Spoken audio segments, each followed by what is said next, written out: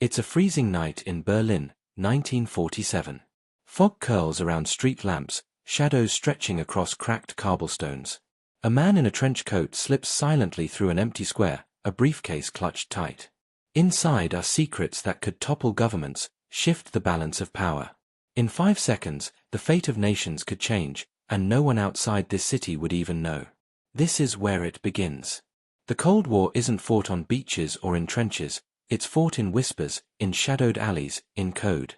The Second World War has ended, but its echoes remain. American soldiers who stormed Normandy, who clawed through hedgerows under relentless fire, now face a different battlefield. One where courage doesn't mean holding a rifle, but keeping calm under surveillance, deception, and betrayal. Many write home on crumpled paper, "I survived the beaches of France." This is another kind of fight. And they are right. Because in the ruins of Europe, a new war is quietly raging. One between two intelligence giants, the CIA and the KGB. The Central Intelligence Agency is born in 1947 under President Truman, rising from the ashes of the wartime Office of Strategic Services. Its purpose is clear: gather intelligence, protect American interests, and counter Soviet influence wherever it spreads. The KGB forms in the Soviet Union, inheriting the ruthlessness of Stalin's secret police. Their methods differ, but their goals collide. Americans rely on innovation, human intelligence, and careful code-breaking.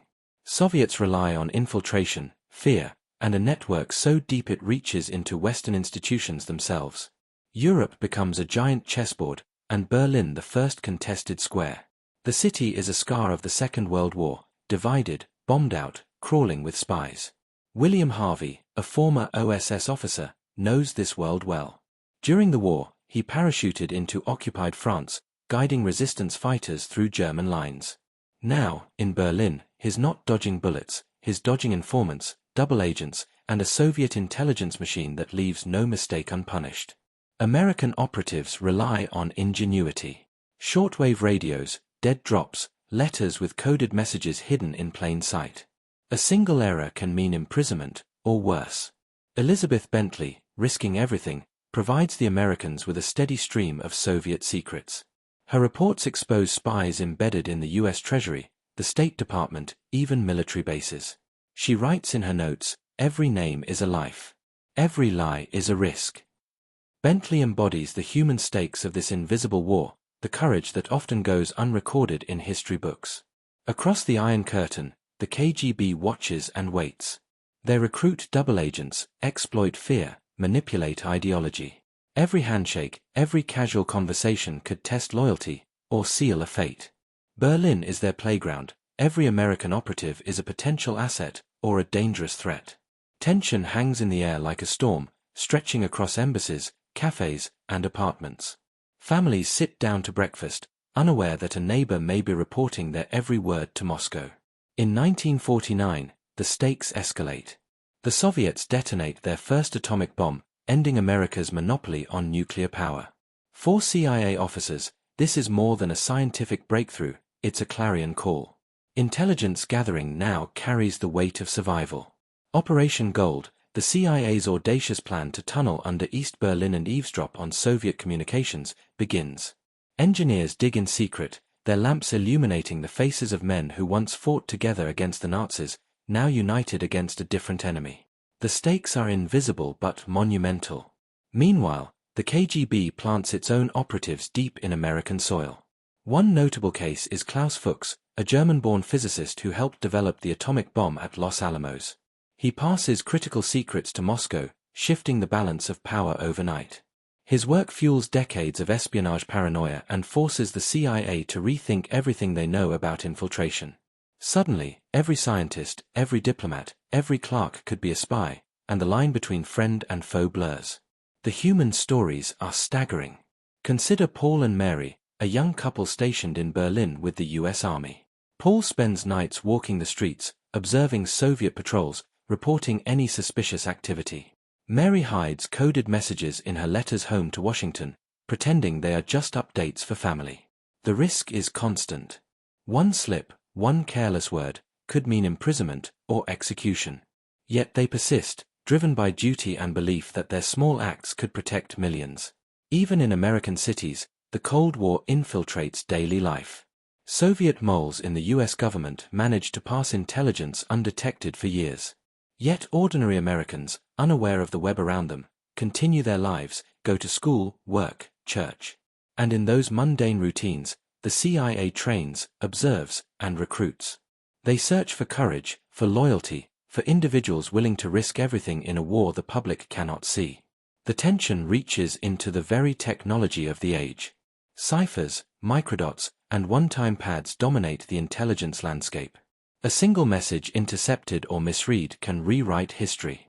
The CIA develops teams specifically to break Soviet codes. In Langley offices, analysts work tirelessly, sifting through seemingly ordinary correspondence to uncover hidden truths. One analyst recalls, "We were chasing shadows, but shadows that could destroy nations if ignored." By the early 1950s, the Cold War has become a sprawling, invisible battlefield. Berlin remains ground zero. The city's streets are divided by barbed wire and suspicion. American operatives move with careful precision, memorizing patrol patterns, recognizing faces that might be friend or foe. One such operative, George Kaisvalter, recalls walking along until Den Linden, notebook hidden under his coat. "Every shadow could be listening," he writes. "Every casual smile could be a test." The CIA begins recruiting Americans overseas, leveraging wartime connections and relationships forged in Europe during the Second World War.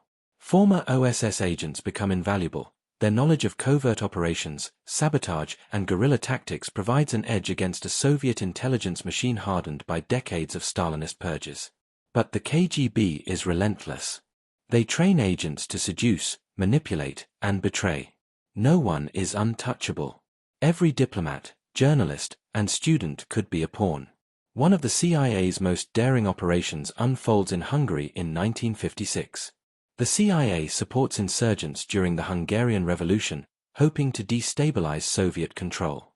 While the revolt fails militarily, it demonstrates the agency's willingness to act in secret, risking lives to gather intelligence, sway public opinion, and disrupt Soviet operations. Field agents report firsthand, sometimes at the cost of their own safety. Their work is never public, yet it shapes the strategic calculations in Washington. The KGB's response is systematic.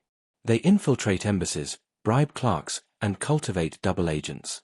One infamous example is Oleg Penkovsky, a Soviet military intelligence officer who secretly provides the West with critical information on Soviet missile capabilities during the early 1960s. Although he operates slightly later, the patterns of recruitment, deception, and courage are already visible in this era. The CIA understands that spies aren't just numbers, they are human beings facing impossible choices. Each contact is a lifeline and a potential trap. Meanwhile, the Americans focus on signals intelligence. They build listening posts across Europe, intercepting communications, breaking codes, and mapping Soviet troop movements.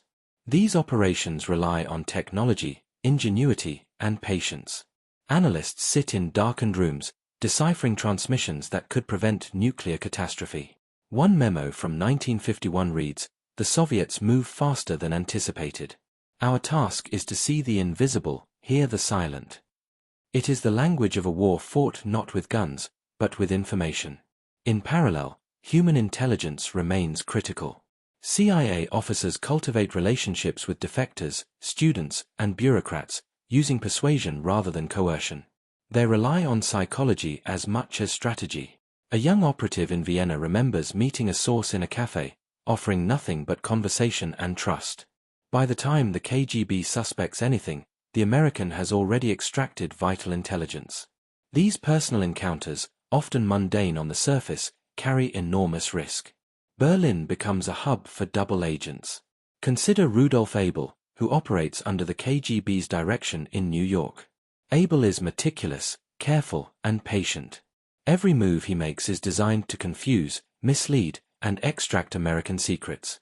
His eventual arrest by the FBI in 1957 underscores the stakes, but during the early 1950s, agents like him operate largely unseen. The CIA, aware of these threats, responds with counterintelligence programs that are often as daring as anything seen in the Second World War.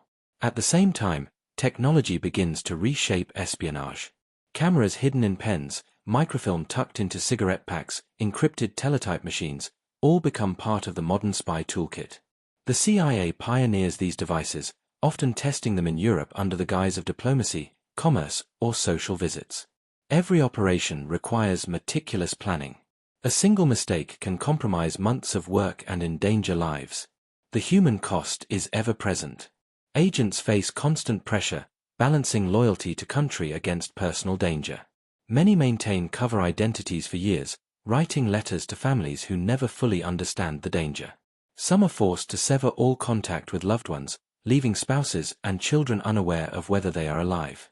In memoirs, operatives describe the loneliness. You live 1,000 lives in secret, but none of them belong to you.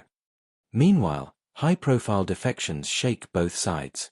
The CIA celebrates when a Soviet diplomat crosses the border with critical intelligence. The KGB retaliates by smuggling its own agents into Western governments.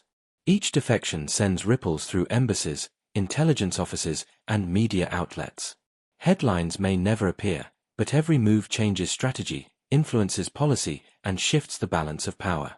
Cultural intelligence also becomes a battlefield. The CIA sponsors covert programs to study Soviet society, ideology, and propaganda techniques. They employ linguists, historians, and psychologists to understand the enemy not as a monolith, but as a network of people with habits, fears, and ambitions. One analyst recalls reading intercepted letters, "It's not just codes we break, it's the human mind." These insights guide operations, prevent disaster, and occasionally save lives. Even routine operations are perilous. A dead drop in Vienna might seem simple, yet KGB surveillance is relentless. Agents take turns walking streets in opposite directions, watching for tails. One misstep, a brief glance, a delayed pickup, a suspicious smile, and an entire network can unravel. The CIA trains agents for these moments with precision, simulating stress, surveillance, and betrayal. Every night is a test of nerve, judgment, and instinct.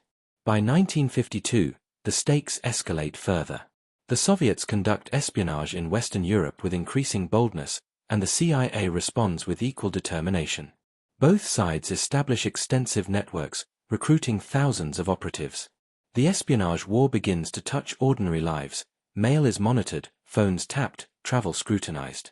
Fear and paranoia become invisible companions to citizens in both East and West, creating an atmosphere that mirrors the tension of occupied Europe during the Second World War. In the background, global politics influence every decision.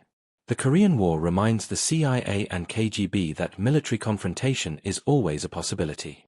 Intelligence gathered in Berlin, Vienna, and Paris informs strategies thousands of miles away. Officers who once fought on Normandy's beaches now use those same instincts in a world where every detail, an intercepted letter, a photograph, a casual conversation, can tip the scales. The line between heroism and disaster is razor thin.